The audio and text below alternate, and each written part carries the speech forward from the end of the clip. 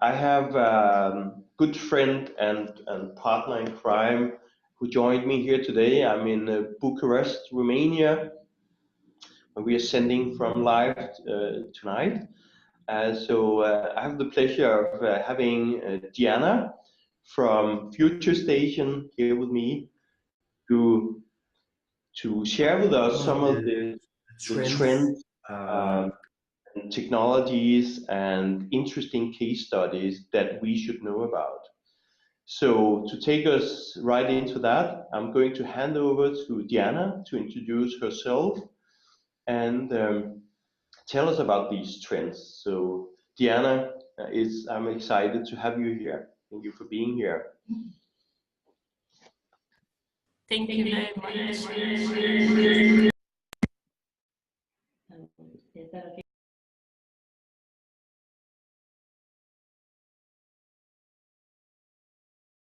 Diana, you're on mute. Yeah, does it work now? Echo.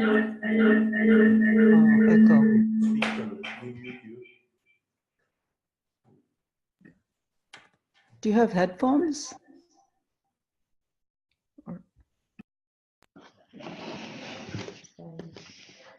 Can you all hear me now? Yes. Oh, perfect. Hello, everyone. Thank you, Lars, for inviting me.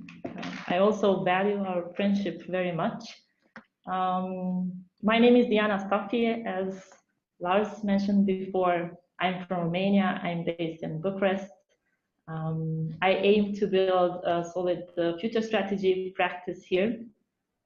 And indeed, the company that I'm part of, FutureStation, aims to transform exponential changes to business opportunities for our clients. I'm an ambassador for Global Scanning Network of Copenhagen Future Study Institute. I'm part of the World Future Federation, but also part of the Foresight European Network. I did not calibrate my massive transformation purpose as much as Lars would have liked. However, I think that we can change the future by choosing to act or not on what happens to us today. And that means also doing something about the current education system, and maybe somehow send to Wikipedia another definition about what education stands for. I also have a almost 3 years old baby girl. And yeah, it would be great if she could enjoy a fruitful learning experience, somehow customized to her preferences and needs and personality. Now, I would like to also share my slides, if that would work.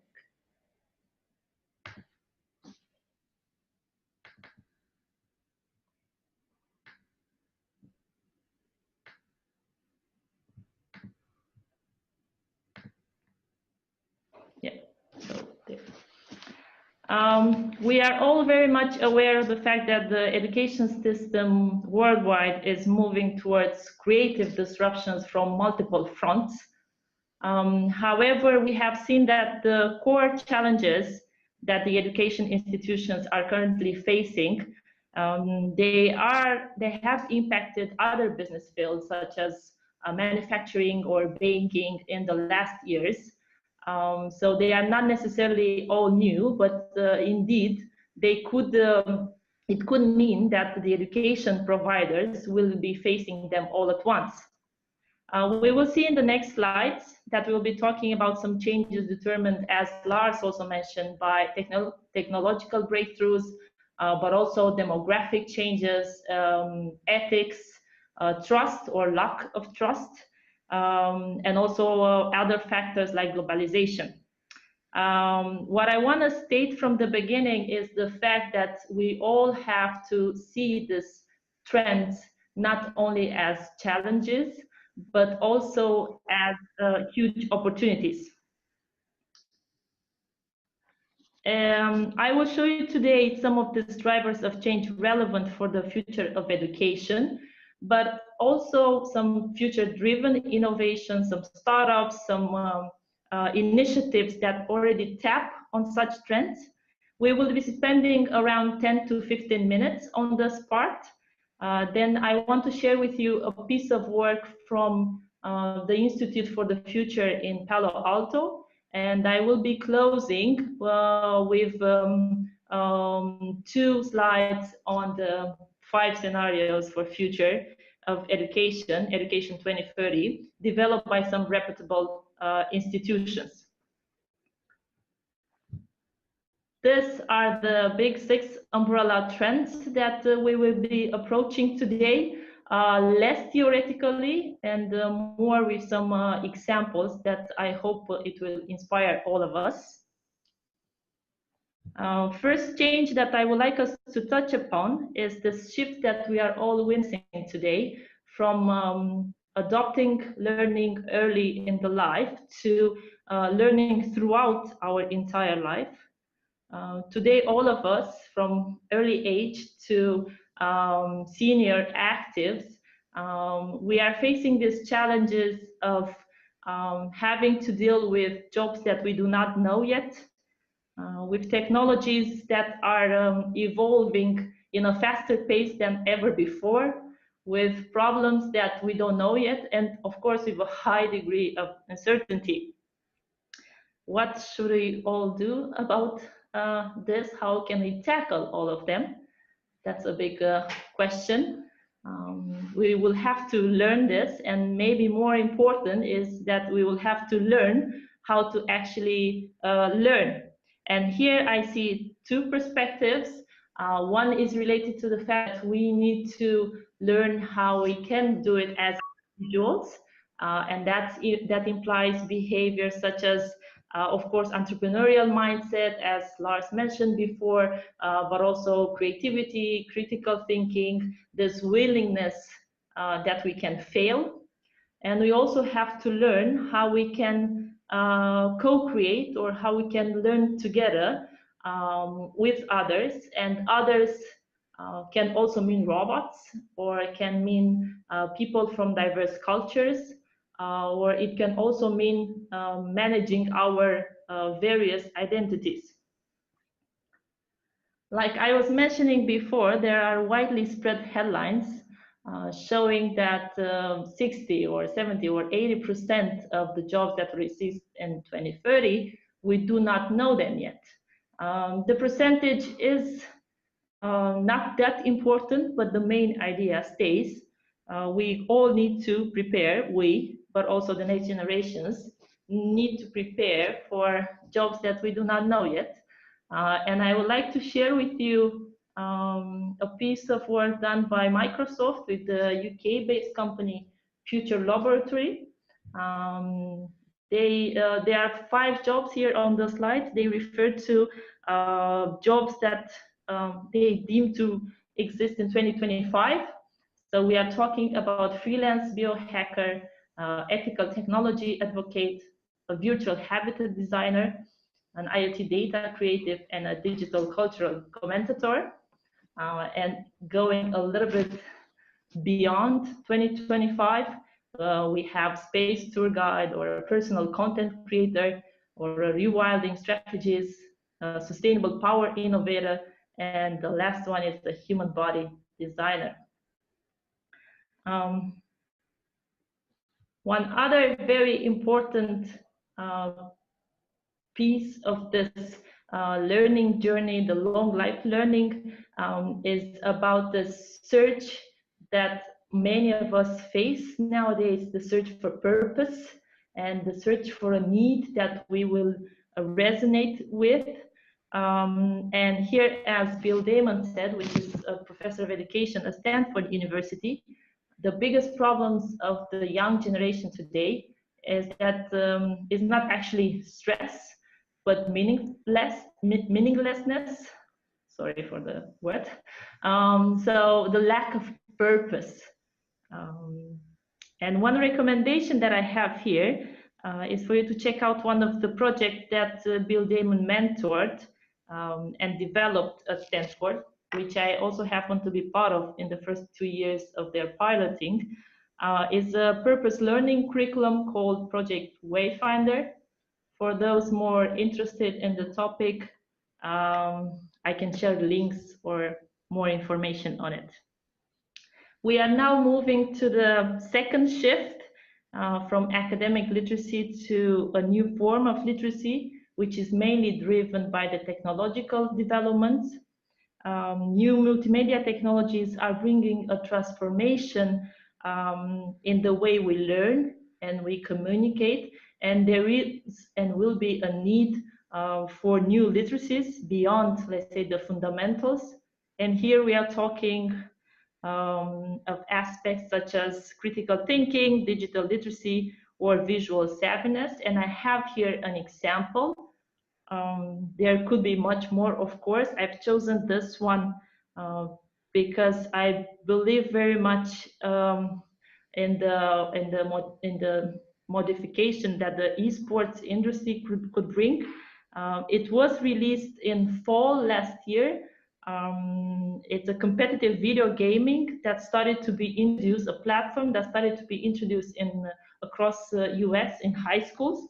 It's called Plates, if I pronounce it correctly, and it allows students to be involved in each of the aspects of forming a team, but also being part of a competition where they have a live audience. And one other very interesting aspect about it is related to the fact that it was developed by a 25-year-old teenager. Or another example here, it was unveiled quite recently, I think 3-4 months ago. It's called A Different Lens. It's a content publishing platform. It allows students to create documentaries or short movies about some of the themes that they are interested in. And at the end, the movie is emailed to them, but along with a list of potential courses or programs they can follow at a Monash University in Australia. And those are based on the interests that they have shown in the platform at the beginning. And to conclude this trend, I'm sharing with you a print screen that I made yesterday, I think. Just to give you a little bit of dimension, there are currently more than 700 projects related to education and technology only on the Kickstarter crowdfunding platform. So there are more to come on this part. We are now moving to the third shift that we want to address today. And we call it somehow from the blackboards to the whiteboards, from papers and books to a Netflix of curriculum. And the first example here comes from the VR technology company Oculus. They have launched in August last year an education program in 3 countries, Taiwan, Japan, and US, with the aim of promoting understanding and awareness of how virtual reality can actually help both learning and collaboration.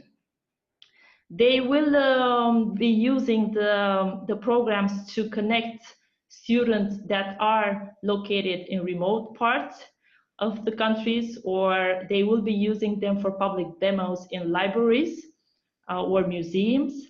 And they could also use them for VR creation courses. And I think the last one is done in partnership with the Seattle Public Schools.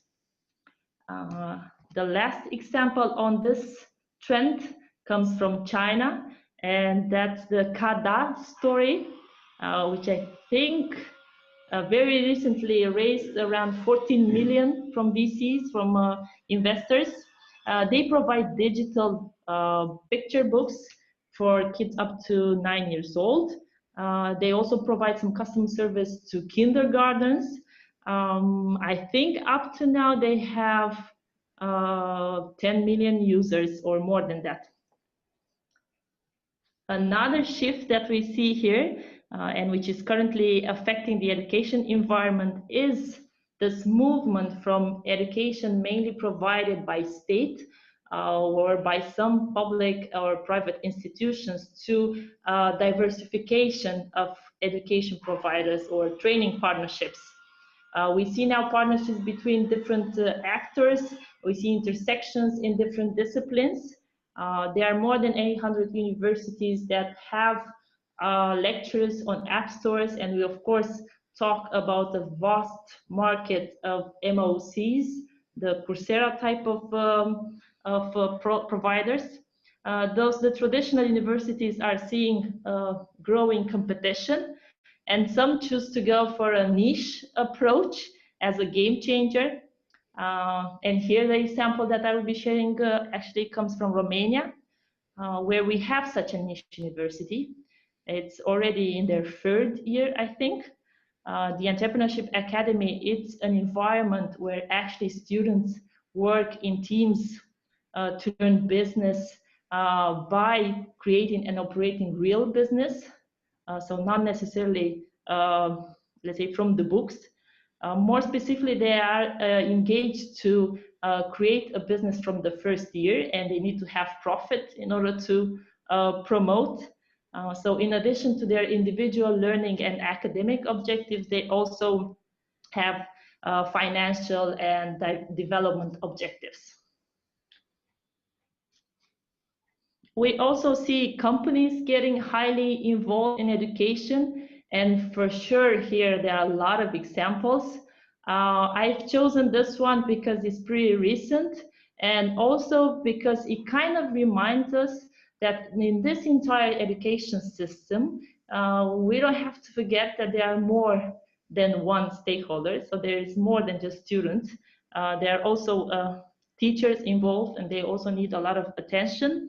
And this comes from 3M, which actually in November last year, they released a free course platform for teachers in Brazil with the aim of encouraging them to help students in science projects. Talking about the diverse breed of education providers, I will also share with you 2 examples, more technology related, based on the blockchain technology. So we have the Wolf University, which was launched in March last year by some Oxford academics. And they use blockchain, of course, to regulate contracts and to record the academic achievements. And kind of on the same technology pattern comes Tutelus, which is the first decentralized education technology platform. And they say they have up to now more than 1 million users and more than 130K video courses.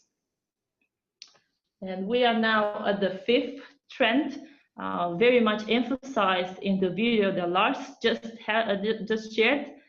We are moving from the standardized type of learning to customized and individual learning.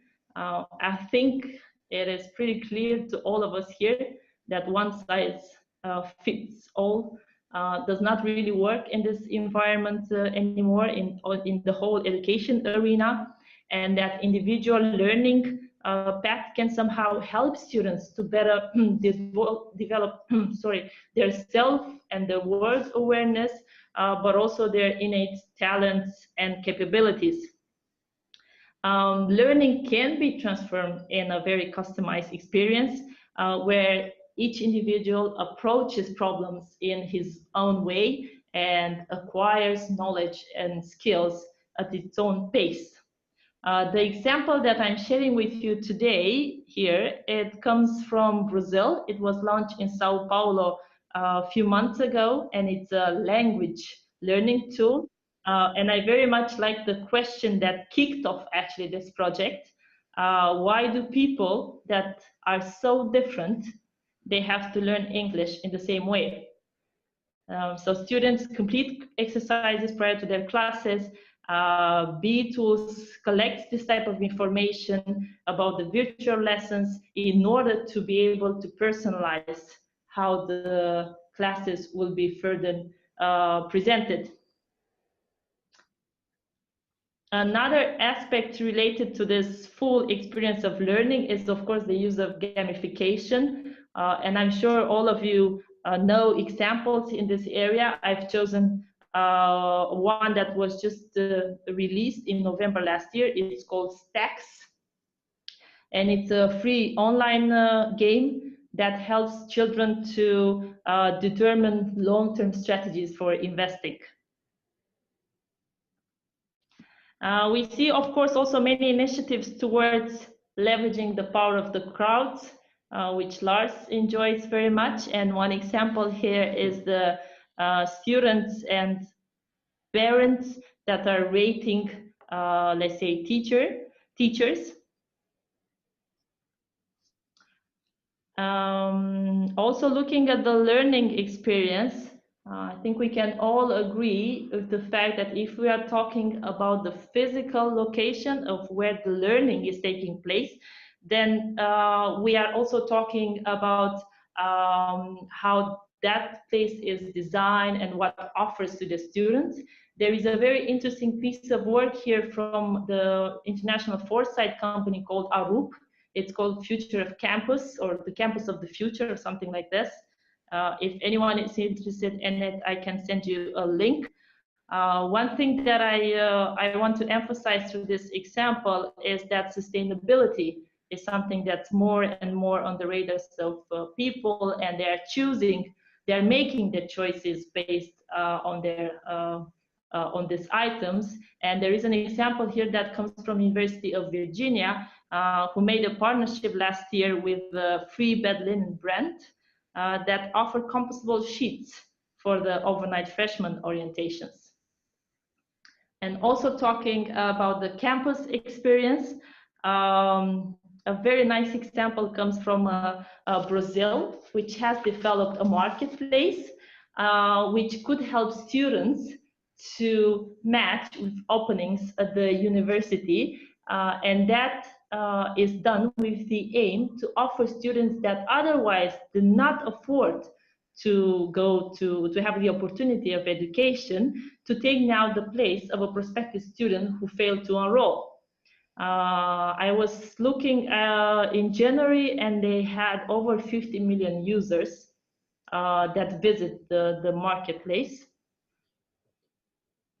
And the last driver that I want to share with you today is related to the shift that we are currently witnessing, which is driving the focus from neglecting some of the habits that we are having to a more focus on well-being and promotion of healthy habits within the education systems.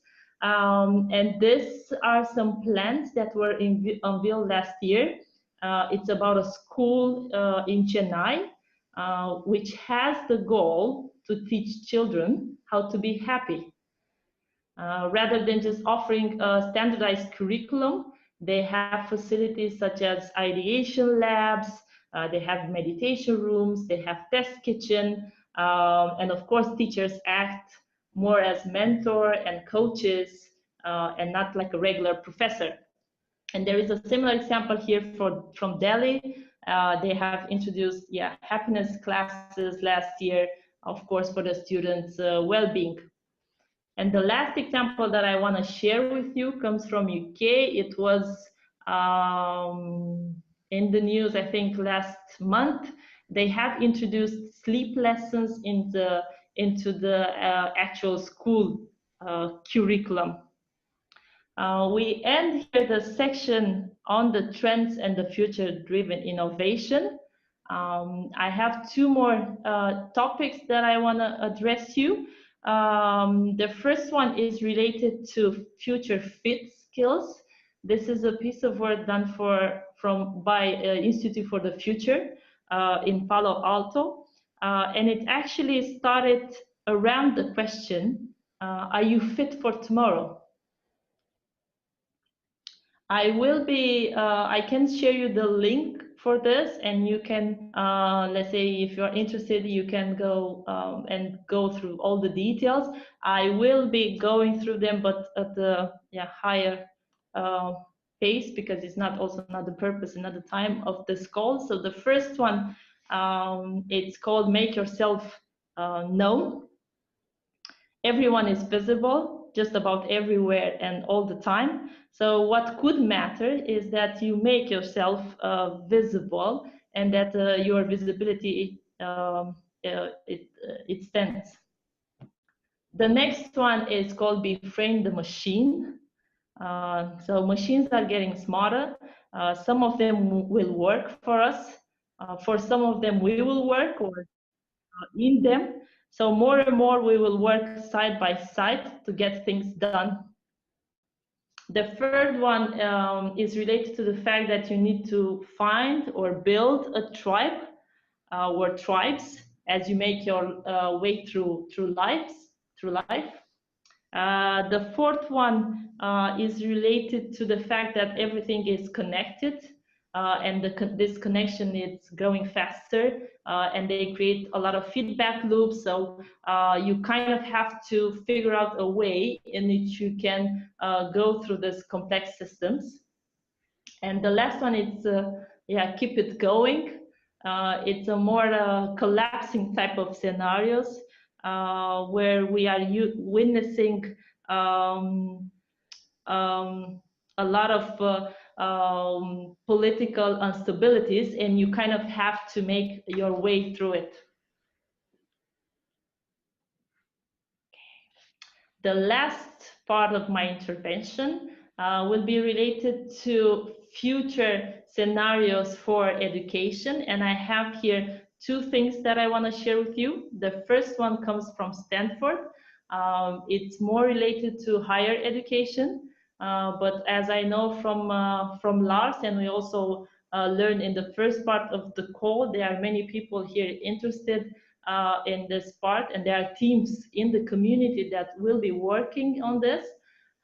So you can check Stanford2025.com. They have done some visioning exercises, and they are presenting their 4 scenarios of the future. So the open loop university, the paced education, the access flip, and the purpose learning one.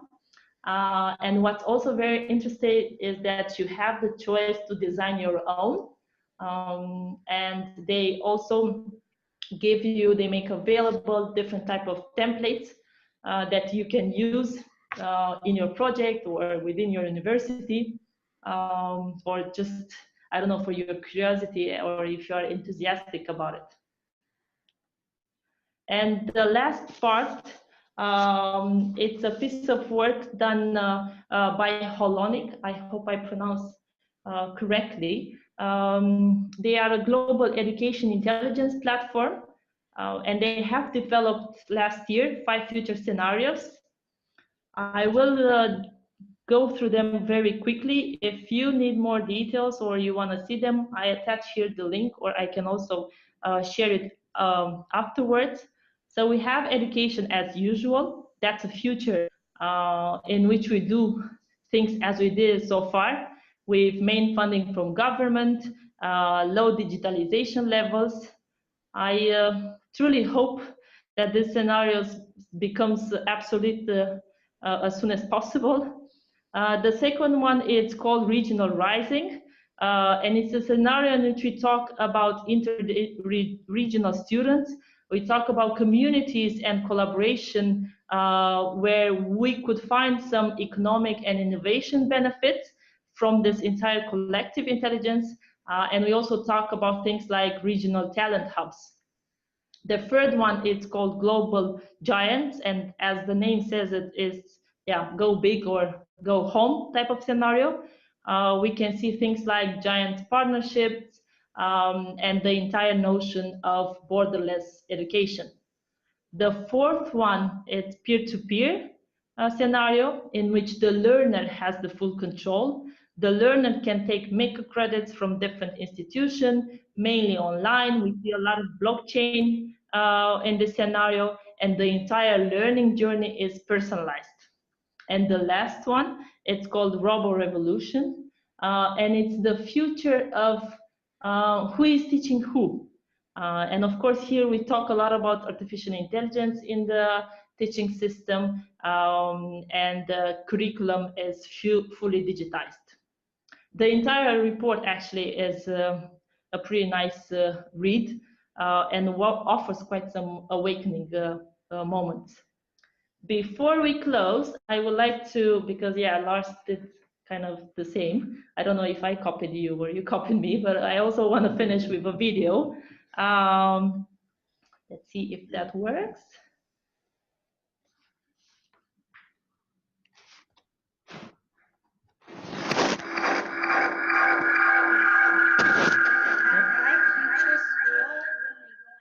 Trips, there are portals so they can travel to Africa or Asia or go to space. This is my school of the future.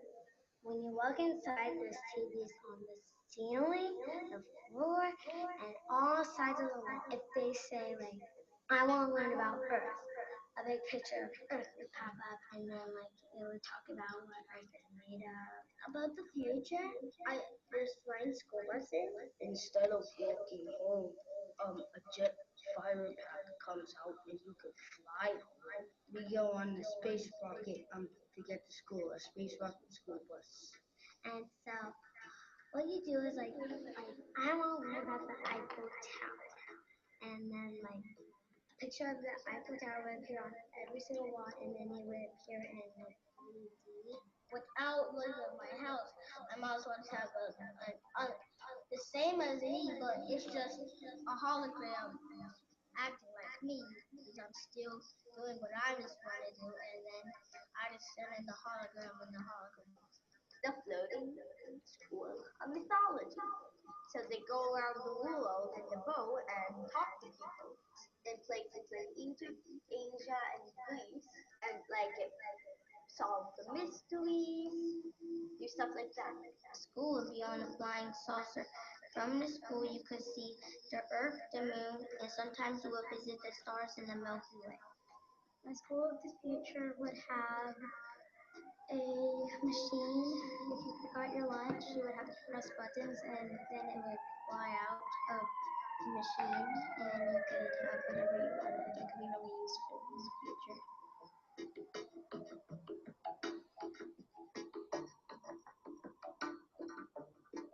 How's it gonna happen in the future? Because probably somebody's gonna be really, really smart, and that's like knows how to make something like that, and then they'll make it, and everything will be better.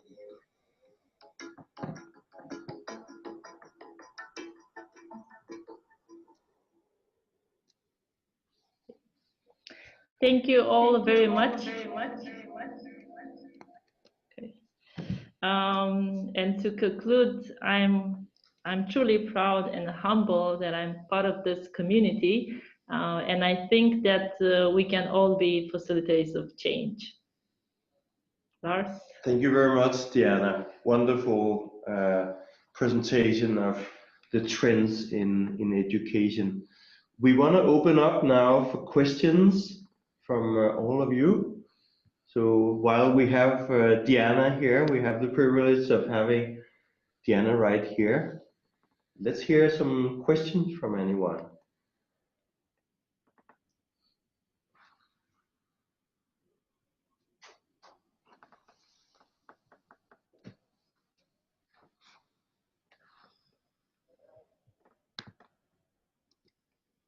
Any thoughts or questions? Or hello, Diana. Hi. Hi, Edwin. Hey, I just wanted to ask, you know, we are seeing in the actual education system a very strong immunological system to change. So where do you think it's going to be in the future, the actual education system? Because it seems that the real innovation is going to come from the outside. But where do you think is going to be the actual education system in this future? Hi, thank you very much for the question. I'm not really in the position of predicting where that will be, but I hope, like in the video, like we heard, I just hope that will be in a better place. Also with this initiatives, but I think that we all of us see around, there is more and more interest from people of giving back and contributing. So hopefully, we will be talking about an education system that allows children to be more self-aware, to be aware not only about himself, but also the role that plays in a community, being that local or global, and to also be more doers. So it's nice to think and to vision and to imagine, but it would be great if we all could do more or contribute more.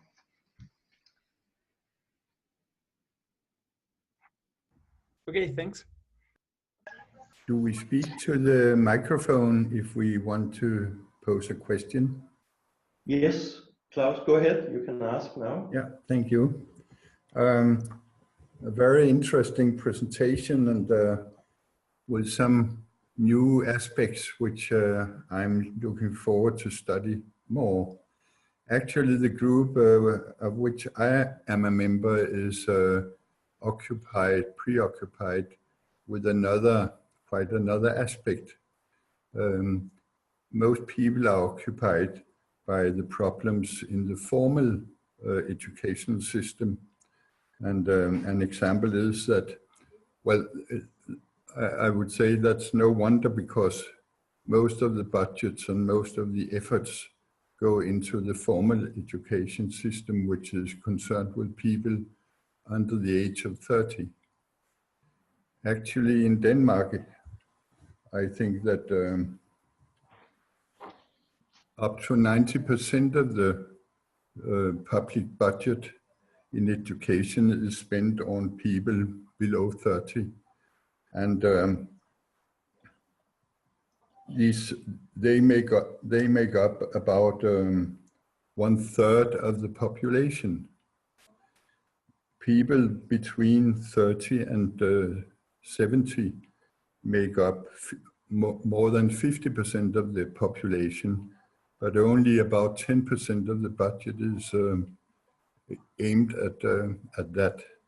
And we think in this group that this is a major problem, because if nothing is being done by all these generations, then we will end up with people who are unskilled and become social problems.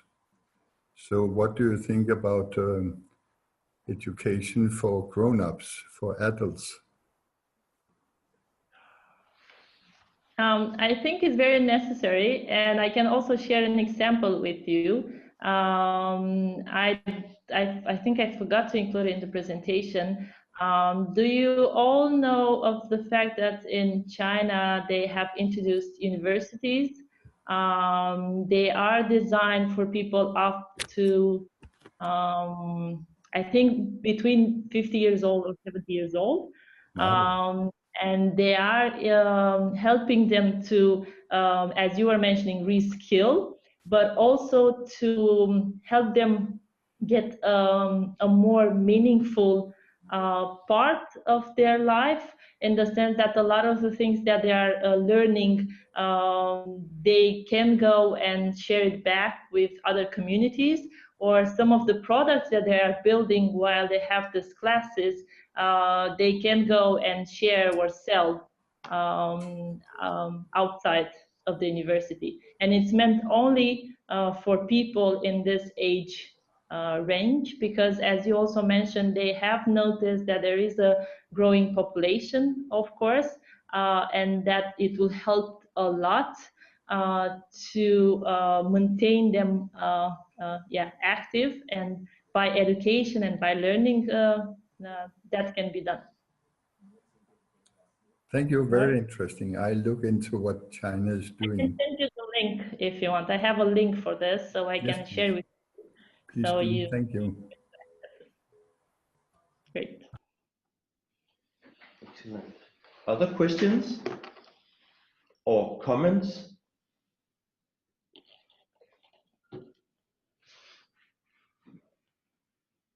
I will also be part of the community, and I also sign up for some of the teams. So anytime you have a question, or if I can share some of the links or the information that I mentioned about, please just write to me and drop me an email, and I will share it. Lars, if I can ask a question? Yes, of course, Jerry. I typed it into the chat, but I'm not sure either of you is looking at the chat, which is, Diana, of all the things you've described and talked about and seen, which are the ones that you're jealous that kids now have and that adults now have? Which are the ones that you really wish you had had growing up? Yeah, I've noticed your question, but I think I just thought that I need more time to give a proper answer to it. I was about to answer, but you took it. I think there are more things, but one of them I would have liked to be part of a more experiential type of learning, and that includes doing projects together, or even the mere fact of learning some things just by touching them or seeing how other people are doing. Some of the work that I was mentioning that was done at Stanford in the Wayfinder program, which I think is also very inspirational, is the fact that some of the students are exposed to interview people from different age category or different culture backgrounds, so they can learn how it was for them to reach that point of life, and what maintained their purpose there.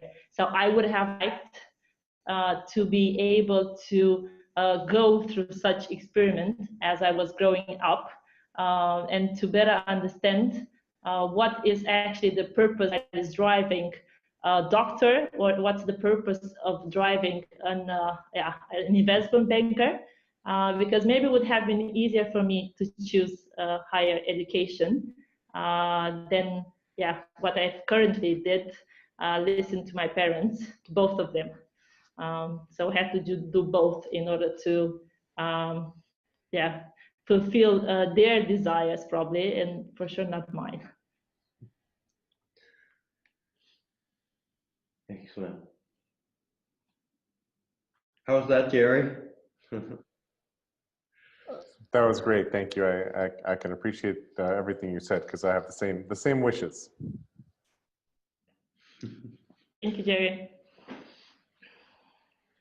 Awesome. Any other questions or comments?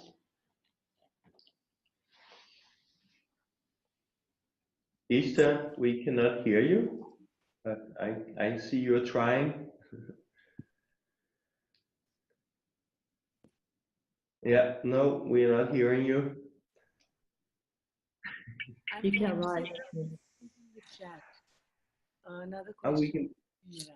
Okay, we can hear you vaguely, but we can hear you. Yeah, you can have put it like this. Let's see. Did you hear what I said? I was saying there was another question in the chat from someone else. Okay, thank you. Let's have a look here. So, So music is part of our lives. How do you see music fitting in? Is that the question you're referring to? I've actually seen recently a project in which they were teaching kids mindfulness through music. So for sure, music has some therapeutical ways and can be a nice way of learning things. I don't have any other example here. I'm not sure if it answers your question. Yeah, Lars, help me. I have a quick example from my own life. Now, I'm not here to promote any particular music streaming service. No. But you know, in my case, I'm a Spotify user, and Spotify, like many other streaming services, I'm sure, have channels with the different mood. I mean, it generates a particular mood in your mind. And one of my favorite themes is focus. There's actually a channel called Focus, and you just start streaming that, and it's primarily instrumental music, and I don't know any of it. I would probably never buy any of it, but the fact that it just keeps flowing when I'm working, it just gives me the amazing focus. I just get into flow kind of immediately when I start playing this, and I can just continue for as long as Spotify is playing the focus music. And obviously you can select any other mood, and I think algorithms are excellent at helping you, supporting you into the mood that you want to achieve. So I find that immensely helpful in my life. Then the party channel is good for the Friday night. Yeah, I'm sorry I did not have all this information. Spotify just launched in Romania a few months ago, so although I know of it, we are not yet a very active user base. There's a question from Amy. Yeah. Thank you, Amy. The question is, I love your ideas. I wonder how we support teachers to participate in this new style of teaching. A short answer here would be by empowering them. We just have to give them the capacity and the opportunity and facilitate a safe space in which they can experiment more. That's my opinion on it. I totally agree. And by the way, we have many teachers in our community. The teachers want to implement change, and they have many excellent ideas on how this can be done. But it can be a challenge to do it in an established systems that have to work by the book, right? So it's not an easy thing. It's actually easier to come to a community, hopefully like Educate4Life, where you can run experiments without being judged or being blamed for doing things that you're not supposed to do, right? So it's about finding your tribe where you can run your experiments and learn from it and find out if it can work or not. I'm not an education expert, but if there are more people aware of this subject, or there are any professors in the community, I think it would be nice if we also hear from them how they see it. We have several professors in the community as well. I would definitely love to hear their thoughts as well. All right, and one question from Adriana. Thank you, Adriana. And one from me here. Do you have any recommendation on exercise or projects to help kids start finding their passions and meaning? I think there are more. I'm just not familiar with all of them. The one that I was mentioning earlier in the presentation is called Project Wayfinder, and it was part of the D School at Stanford. They have piloted there for 2 years, and now is in their first year of rolling it out in the US, but also in some European countries. I can share you the link. I hope it's projectwayfinder.com or something like this. And in a nutshell, their curriculum is based on 3 elements.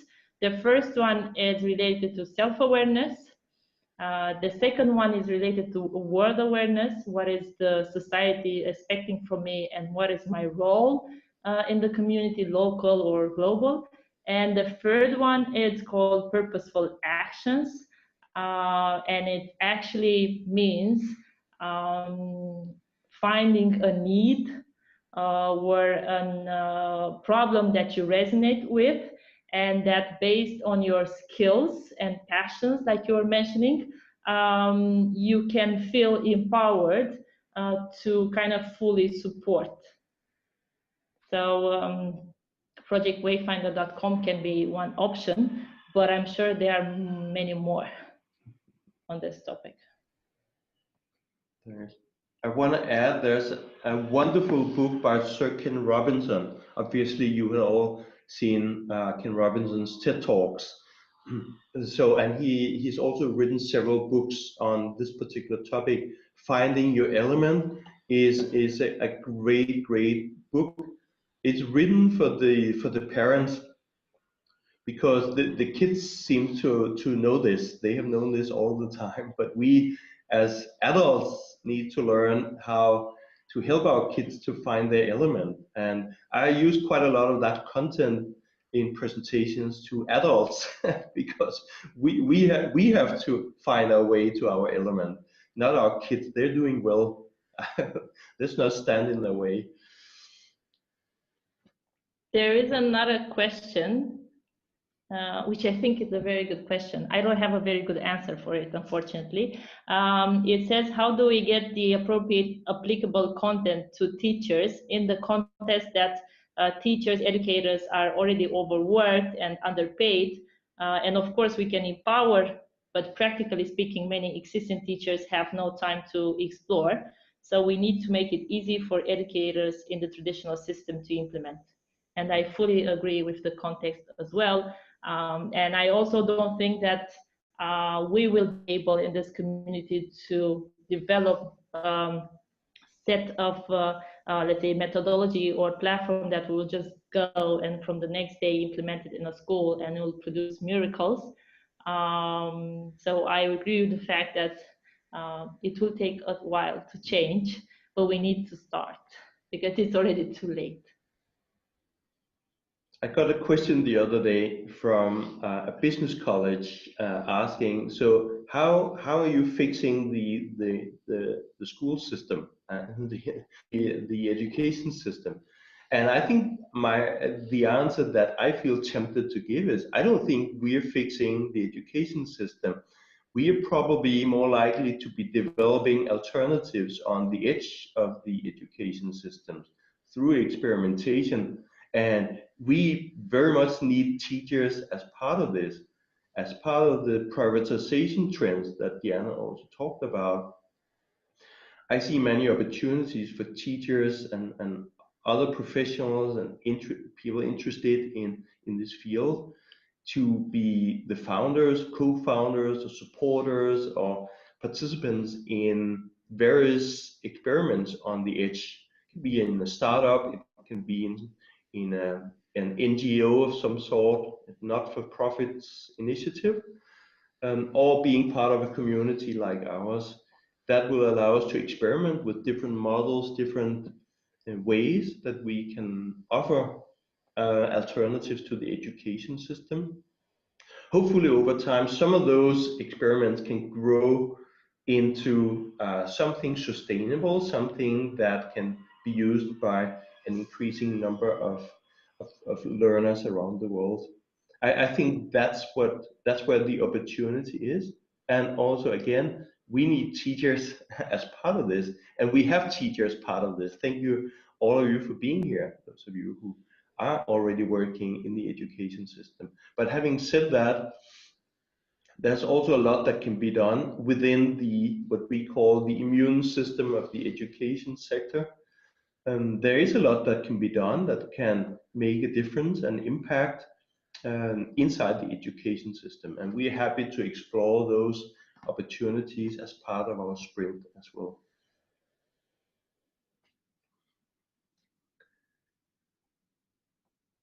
Awesome. Jabin writes, augmented and virtual reality and immersive experiences can do a lot of horizon expanding. Absolutely agree. Yeah, Jerry, thank you for that comment. Nice questions, or I fully agree. This was absolutely wonderful.